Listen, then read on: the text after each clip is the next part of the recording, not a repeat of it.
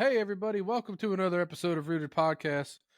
Today, we're going to be talking about turkeys, everything from the Turkey Federation convention that just happened. We're going to recap that. We had such a great time there. And then we're going to get into preseason scouting for turkeys and try to give you our best tips and tricks. That way, you can bag your bird this spring. But first things first, as always, Ben? All right, guys. Proverbs 26:11. As a dog returns to its vomit, so a fool repeats his foolishness.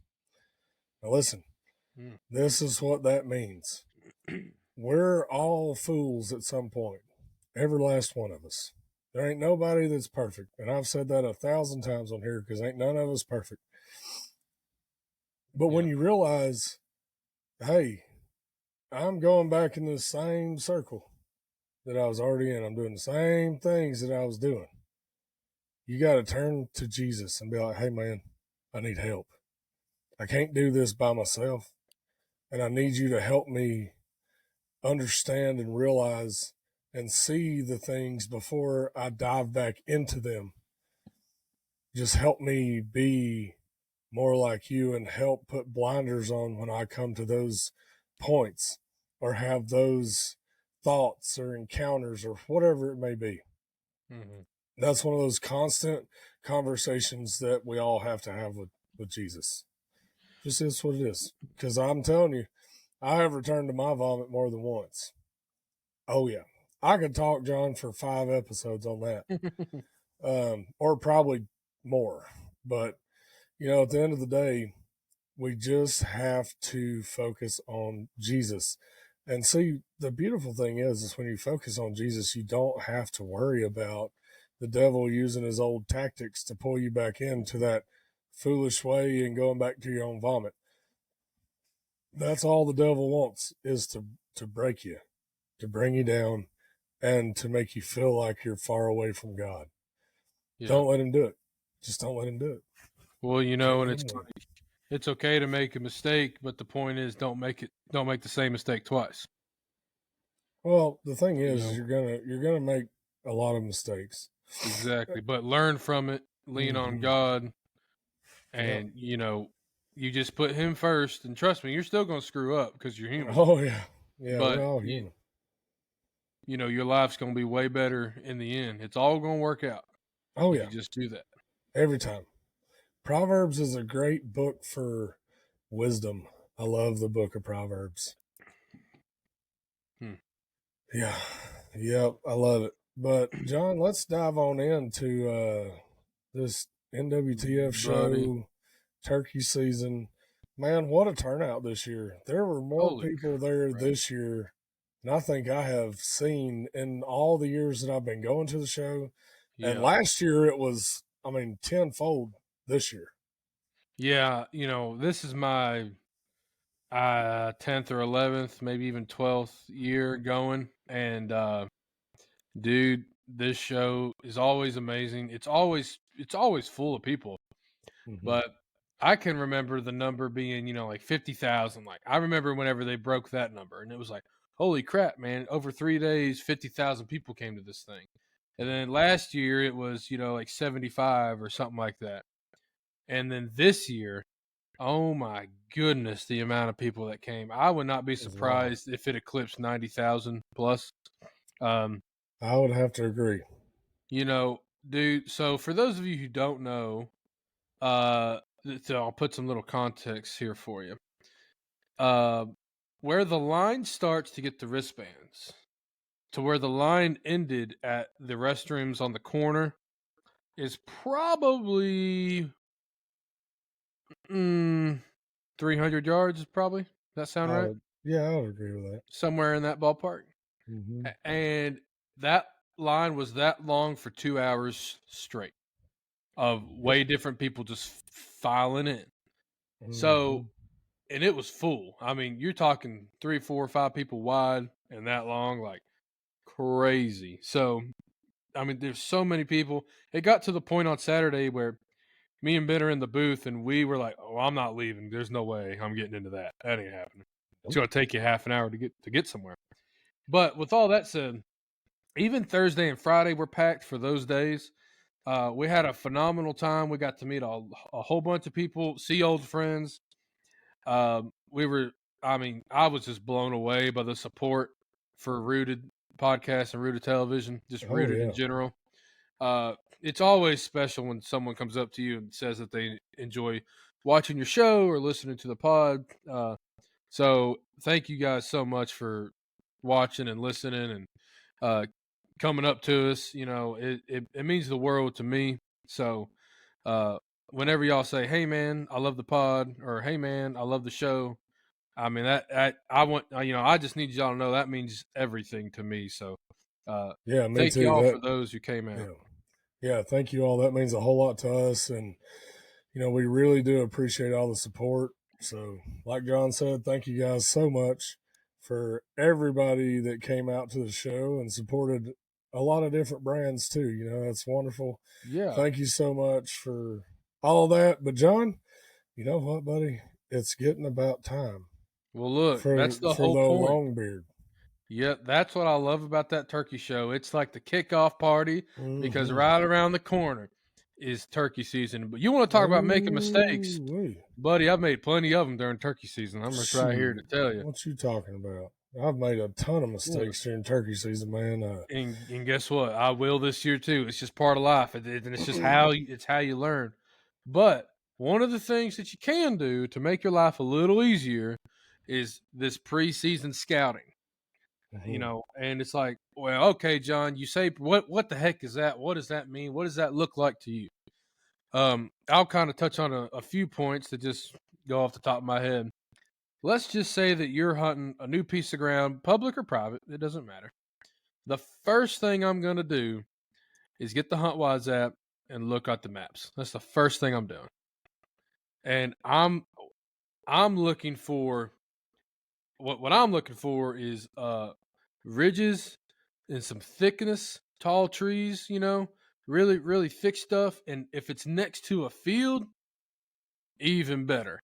If I can find that, that's probably where they roost. And then if you can find you a good ridge line that's going to lead into a field, kind of come on down and finger out into a field, you, odds are in your favor. So I'm going to pinpoint some spots that I like, where I think birds may be roosted and where they're going to be feeding.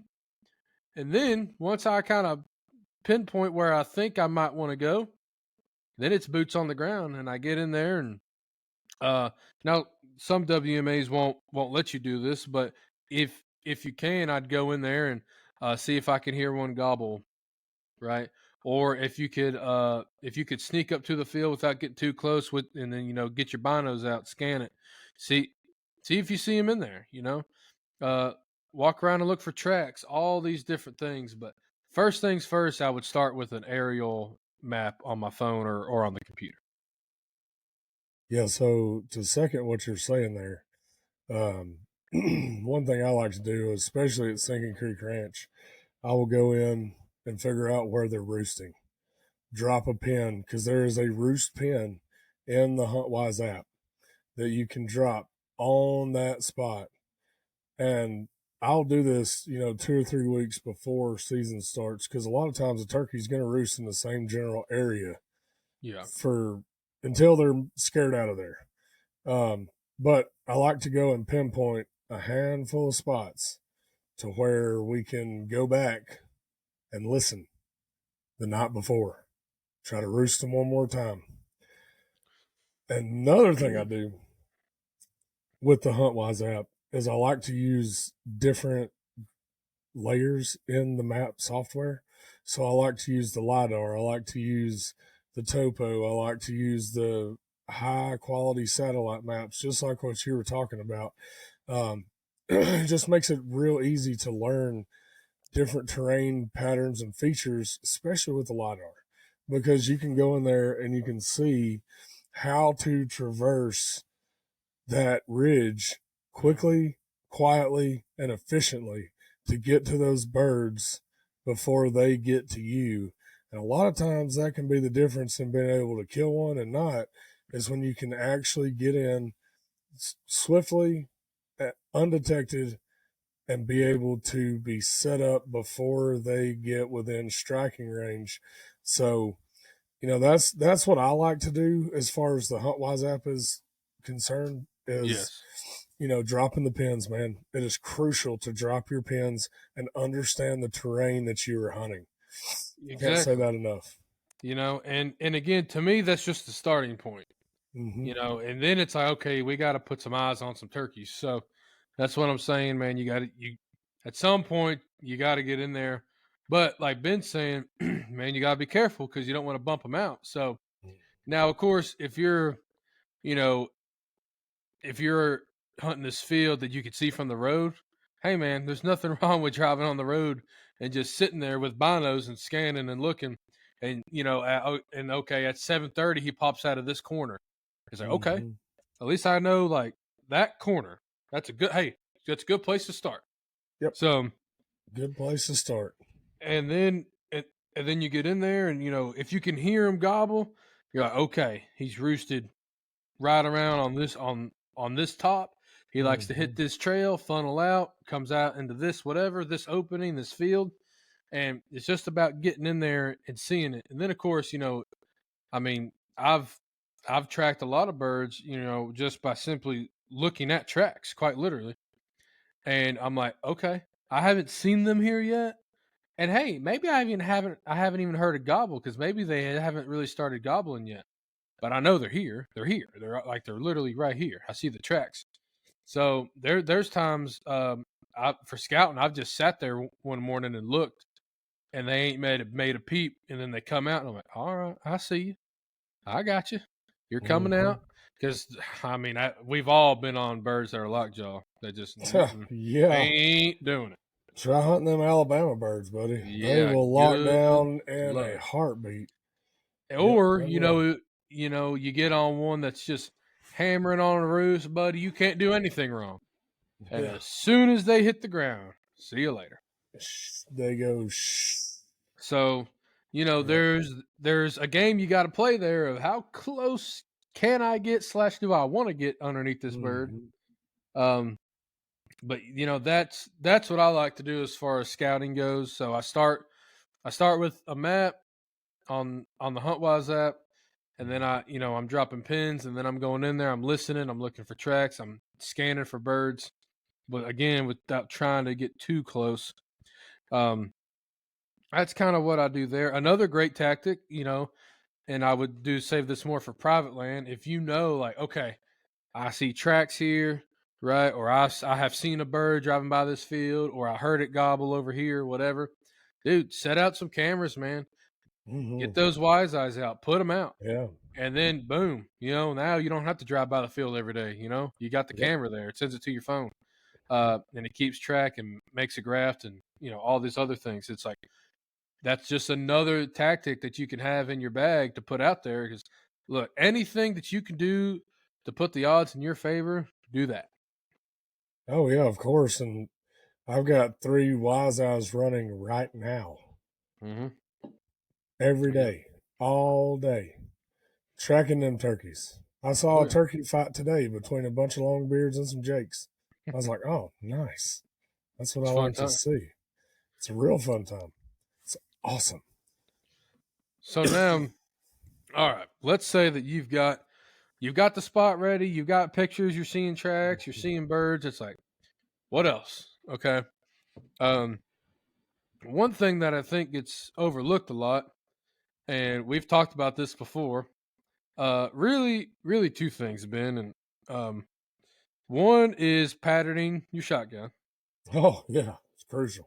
and the other is practicing turkey calls. Yep. Um, we can talk about shotguns for a second. I know we've talked about this 100 times, but it's so important. That's why I want to bring it up just for a little bit here. Mm-hmm. Man, if y'all don't have that gun pattern, you can find the bird all you want, but if you can't hit it, it ain't gonna matter. Don't matter. So get out there, get you a target, and just go shoot. Some people like bare beads. That's what I like. Some people like red dots. There's nothing wrong with that. Um, it's kind of just whatever. I don't care what kind of sight you got or beads. I don't care if you've been shooting this gun for 10, 15, 20, 30, 40 years, whatever. Just go shoot it and see what shell works best out of it. All these different things. And but man, you got to shoot it just because, especially with a scope. I mean, you just never know, man. Something could have bumped, something could have went haywire. Yeah. The screws loose in your mount, like whatever. Mm-hmm. Things happen. It's life. They do. So definitely got to do that. Mm-hmm. Yeah, absolutely. Got to pattern that shotgun and know for a fact, okay, at 20 yards, I'm shooting this. Yeah. At 30, I'm shooting this. At 40, we're here. At 50, we're here. You know, and so on and so forth. But, you know, and especially with the new shotgun shells, the TSS, and All the man, chokes. you can do some pretty outstanding things with a 410 with TSS and the right choke. Oh yeah, You absolutely. just can. Absolutely it's can. insane. You know, my Yeah. sister-in-law, she shot her first bird ever this past spring, and it was with a little single shot 410. I Yeah. mean, freaking put it in the dirt, dude. And it's like, Nice. holy crap, man, that thing's impressive. But again, we shot it beforehand, so we knew. Now, this is the other thing. All right, if you pattern that gun and you know what's on and you still miss, you can't blame the gun. That's the only caveat to that. You know it's you, so just be ready for that. Oh yeah, dude, you got to be ready for that all the time. Especially if Ben will give you a hard time about it. Hey, listen, I can give you a hard time about it because I have missed myself a lot. Yeah. Dude, if you ain't missed, you ain't turkey hunted long enough. I'm just telling you. Oh my goodness. Yeah, it's just you all there is to ain't it. turkey hunted long enough. You're gonna miss. You're gonna have mess ups. You're gonna have that one shell that just won't go off. You know, it's you go to pull the trigger and it clicks, or your gun jams or whatever. Holy smokes, man! There's 1,000 things that can go wrong during a turkey hunt. Now the other part of that is you really need to clean your gun before season.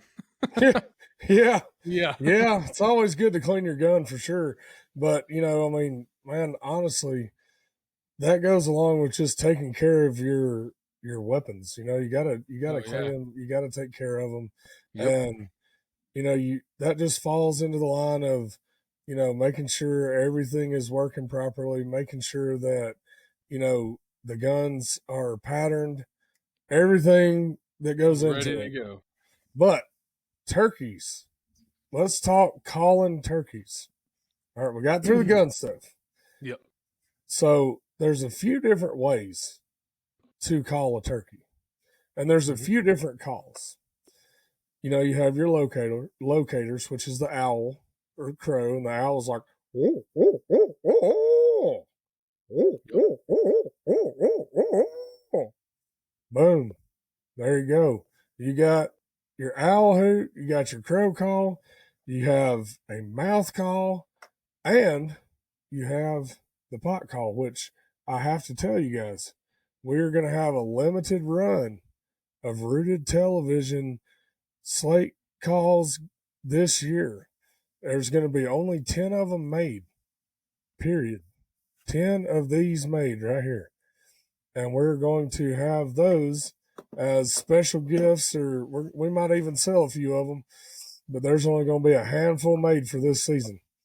Yep. So, you know, but John, get them while you can. So, guys, John is actually a professional turkey caller. So, I don't know about all that. Oh, he is. Don't let him fool you. John is a professional turkey caller. So, I'm going to let him do the demonstrations. I can turkey call just fine, but I'm good enough. Whatever, dude. You're awesome at it. So, John, go through for us the different calls between the mouth call, the pot call, and let's talk about the different calling situations, scenarios, and how they're applicable. And the floor is yours, buddy. You take it from here. Yeah. So, look, this is what I'll tell you. You know, we're talking about preseason scouting and what you can do to help. The biggest thing, man, is practice.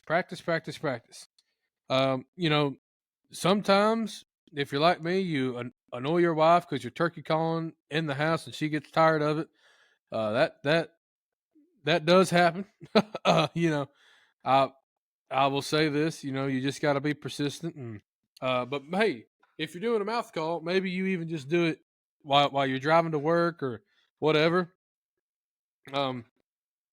As far as kind of a quick little how to on a mouth call, so you're gonna put the side that has the little bump, the little indentation. You're gonna put that side down. Put the tape side into your mouth first. You're gonna take it to the roof of your mouth, and you're gonna press the middle part of your tongue against the call, where the latex and this piece of aluminum meet. And the idea is to completely seal it, and that way the air has to go over the call and through these latex reeds here. Man, it's just practice, practice, practice. So my biggest thing is this is once you get it in there, just try to make a sound. And so even if you just start hissing, it sounds something like, something like this.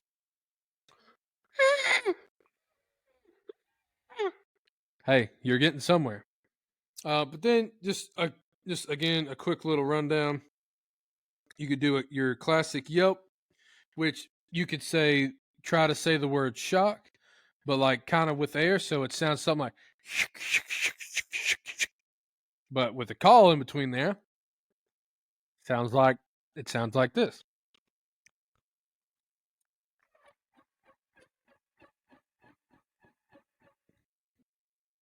And then you have a cluck and a purr, along with the yelp, and those are kind of your three classic notes. I'll go over that really quick. A cluck, I'm just going to say pick or puck. It's going to sound like, and with the call in there, it's going to sound a little something like this.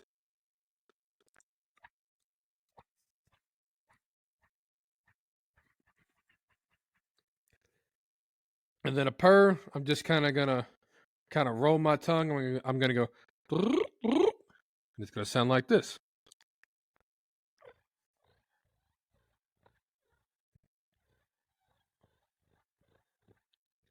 So that's a quick little rundown on the mouth call. And my biggest thing, man, is just practice, practice, practice. Again, whether you're driving, whether you're sitting at the house, whatever works, you just gotta put in the time, and eventually it'll happen.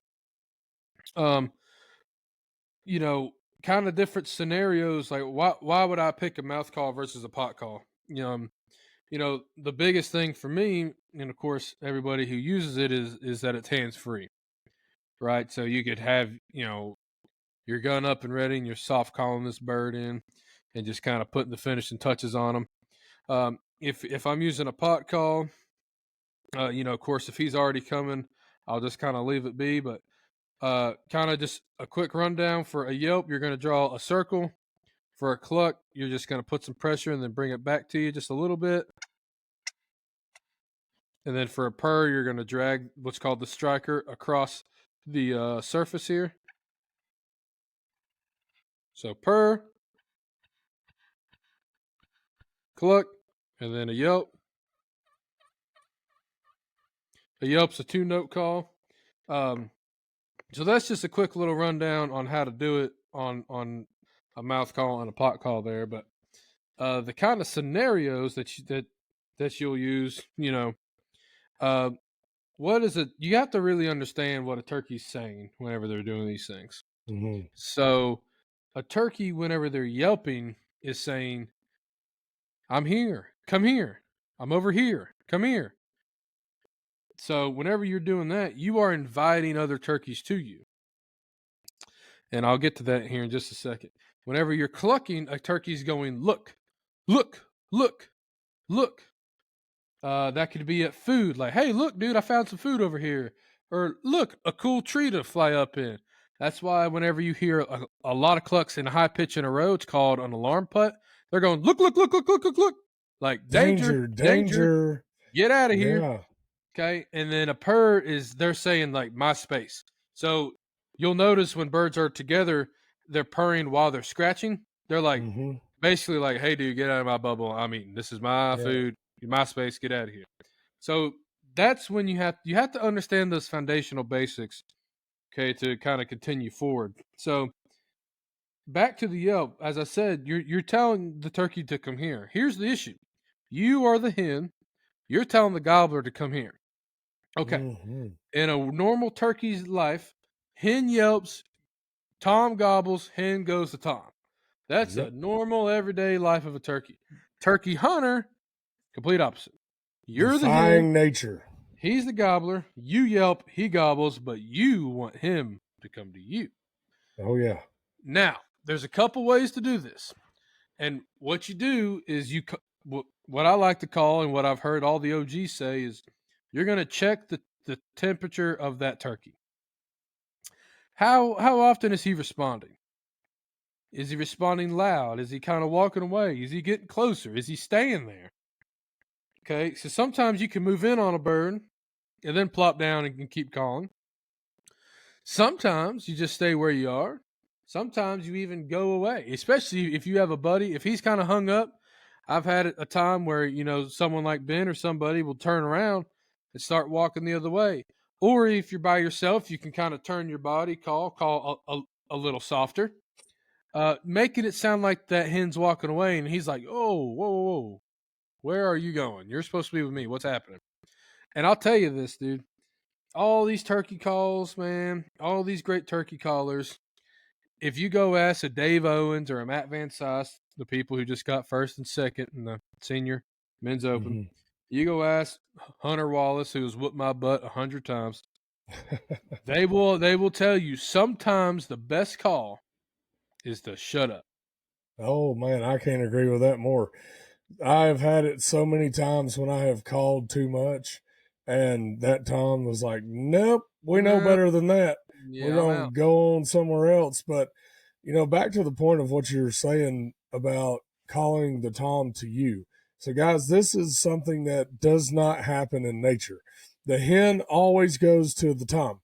That's how that works. So, when you're calling a Tom to you, you are defying nature. You are making him do something that he would not normally do in the wild. And that's the fun part. It's like playing chess. You are beating the longbeard in his natural environment. But, along with calling too, there's a time you need to get loud, and there's a time that you need to bring it on down. Yeah, real soft. The soft clucks, the soft purrs, and then just stop calling. Now, sometimes, John, I do get a little excited, and I do like for clients, for example, because I don't know if a lot of y'all know this or not, but I am a turkey guide in the state of Tennessee. And one thing that I love more than anything during turkey hunting is when you have a brand new person hunting with you, and they come out, they're all fired up, and you get that bird to 20 yards. Man, I try so hard to get him to stretch that neck out and gobble right in their face. It's fun. I mean, man, especially when that gobble echoes throughout the holler. That's all you hear. It's just that gobble for a good 10 seconds. There's absolutely nothing like it. But, you hit the nail on the head, man. Your turkey calls are phenomenal. And yeah, the comment you said a minute ago about me being a better turkey caller than you is false. I'm just deadly with my turkey calls. That's it. I'm not pretty at it. I don't make it sound great. All I know how to do is get them within shotgun range. Get her, dude. And that's it. Hey, that's all you need to know how to do. This is the other thing, man. You do not need to be a championship caller. You don't need to be a stage caller. Because here's the thing about competition calling. And all those dudes are great. The guys that I mentioned, those guys are phenomenal turkey callers. And a lot of them are phenomenal hunters. But they don't always correlate. They don't always. And this is what I kind of got out of competition calling. And right. And again, nothing against it. But dude, if you were to put a live hen, if some old redneck was to go trap a hen and put that hen on stage, she would get last place. Yes, she would, man. I couldn't tell you the amount of times that I have heard a wild hen Oh, sound awful. awful. There's been over a dozen times where I have literally turned and looked and was like, "Is that a hunter? Like Oh yeah. trespassing on our property?" Or when we were hunting public land, man, that sounds just like a person that does not know how to turkey call. I Yeah. turn around and look, and it's one of them old hens, man. You know, it's She's got that rusty, old buddy. buddy. She got that old raspy smokers cluck Oh to yeah, her and buddy. yell. She been around Oh the man, block, son. man, Oh she yeah. is older than Methuselah, and dude, it just it happens like that, you know. It And does, dude. you know, the thing of it is, the whole point of turkey calling. Now, I'm not knocking anybody that, you know, does the turkey calls on stage or none of that. That's wonderful, fantastic. But at the end of the day, the true judge of your ability to call is that long beard that you're trying to get within 20 Yeah. yards. Yeah. And if you come home with that long beard, you win. You won. You Period. did it. It don't matter. Exactly. Period. You won. That's Yeah. that's what you got the prize. You might Yeah. not get a big old trophy, but let me tell you something. You got a huge 20-pound trophy Yeah, that it's you awesome. can put over your shoulder and you can feed your family. Because I'm just here to tell you that that plaque Turkey that you nuggets. get, you can't eat it. You No. cannot eat a wooden plaque from the NWTF. I'm just telling you. But them turkey nuggets, brother, they are delicious. And listen, I'm all about it. I use every part of that turkey, man. I save the feathers for time flies. I save that stuff for a little bit of everything. And man, there's just nothing that's more satisfying than knowing, okay, I beat that long beard today. I win. Yeah, it's awesome. That's what it's all about. And look, there's going to be times you go ask Mark Jury, Paul Butsky, you go ask, a Bo Brooks, you go ask Dave Owens, who just won. Yeah. All these boys, they will all tell you they have been beat by a turkey. Every single one of them will tell you. Man, I have been beat so many times. And it's hard, dude. By a real hen. Oh, that's awful. That's just tough, dude. Dude, when you're working that long luck. beard, and you see a hen step out, you're like, oh man. Man. Yep. It's like last year on the second day of season, we got set up, the whole story, 2 long beards in a tree. They pitched down. Well, here comes an old hen. I was like, sweet. This is not going to end well. Because they're on that side of the field. She's in between us. And we're trying to get them to come across the field past her to us. All I can say is that it was just an act of God, because there's no way that bird should have ever passed that hen. There's no way. But the only thing that I think is that those longbeards gave up on her, because she wasn't showing any interest in them. So they're like, sometimes hey, you get lucky. Yeah, hey. And she was like, look, I don't want to deal with you boys yet. Why don't you go see old Sally down the road there? And by golly, they come saw Sally, and well, the rest is history. When they got that close, buddy, sidestepping full strut, it was already done at that point. It was all over about the crying. We were just watching for the show as far as that goes. Yeah. Because dude, I've had some birds come in I'll never forget, man. My father-in-law's second hunt ever. Because y'all probably I've already heard the story, but the bottom line is his first hunt he shot a bird, but the second hunt I hardly ever talked about that one. Mm-hmm. These birds come over this little rise in the field, coming into the chufa field, and dude, it's just perfect. Sun's rising, and then he's full strut, and you can see through his fan, just the sunlight's coming through there. It's like, this is just picture perfect. And dude, I told It's the best. Richie's getting ready, and I'm kind of like, hold on, and I'm telling him that because I'm like, Mhm. I want to watch this for a second, like, Yeah.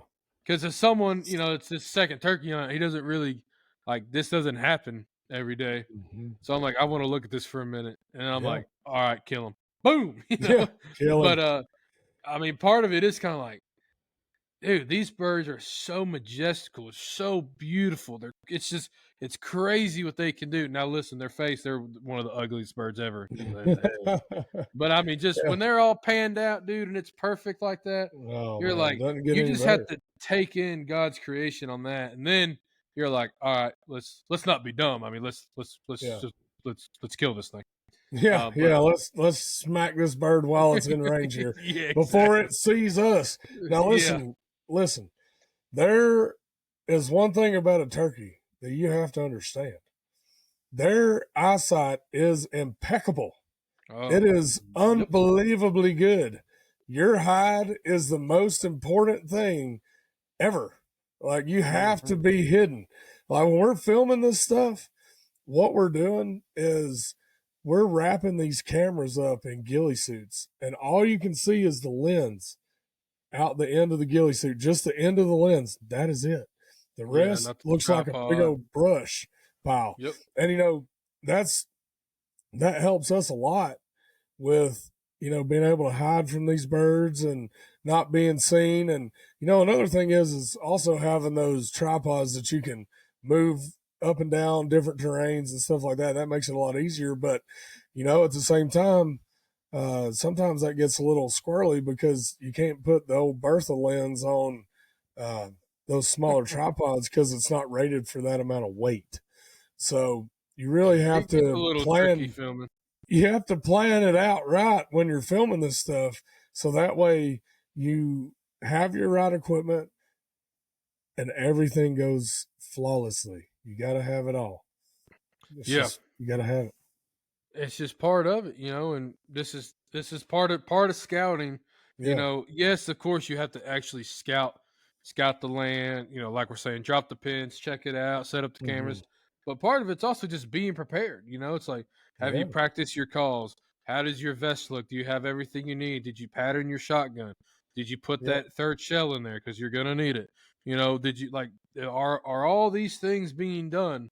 Because whatever you can do today to help future you need to do that. Hmm. Oh Um, yeah. Whatever that looks That's like. right. So, I'm all about getting my vest ready, it's like, okay, I need to know where everything is, because the last thing you want to be doing, whenever you have a bird ready, is to be like, oh, I need to grab my striker, or oh, I Yeah. need to grab my mouth cone. You're like, oh crap, which pocket? Like you don't have time to waste whenever you're in there, because there's sometimes it's like, oh, we got to go right now.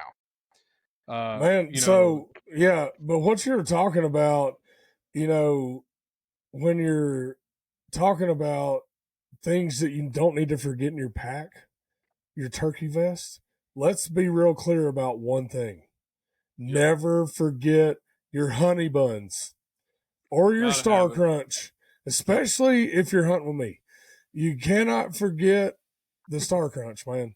I'm telling you, Gotta have it. that is a mistake because, John, we're going to hunt those birds until we kill them or until it is just straight up noon and we need to run real quick and grab a bite to eat, come back real quick, but we need a little morning snack in between that 4 Oh a.m. yeah. breakfast, you know? Or or it's a celebratory breakfast right over the bird in the Hey, field.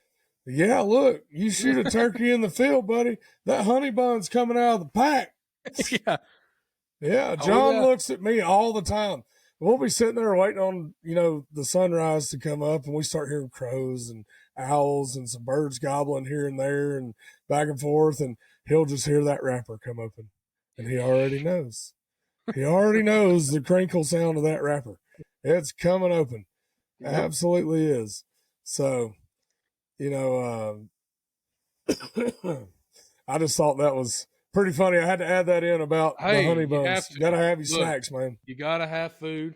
Yep. It's gotten to the point now where, like, I don't mind a box call. You know, I do own Mm-hmm. a few, and I have used them. I've Yeah. killed birds with them. There's nothing wrong, but that box call pouch on my vest is perfect, perfect for a bottle of chocolate milk to slip in there. Dude, I was about to So say the same yeah, thing. That little box call pouch on my vest is perfect for a Coca-Cola.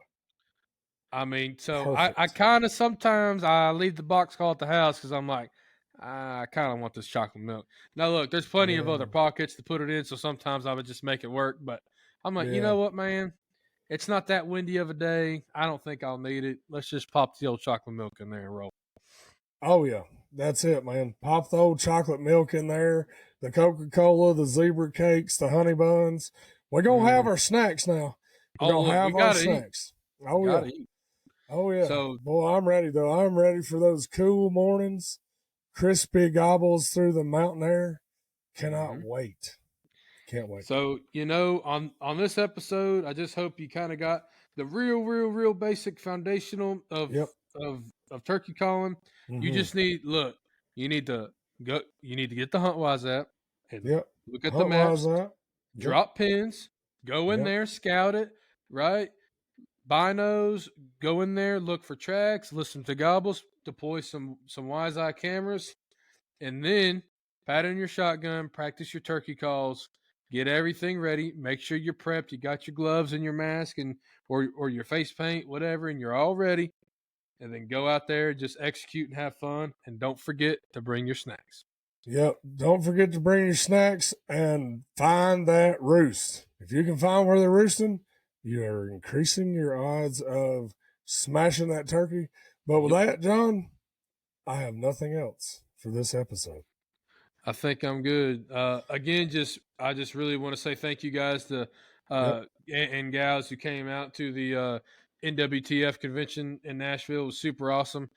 We will be back there next year, the same exact booth, Same 1956. booth, So I know 1956. I know that's a year away, but I just want y'all to know if you missed the show this year, we will be back. So no need to Yep. fear there. We sure Hopefully, will. some really cool things are happening from that show. We'll keep y'all tuned there. Uh, Yeah.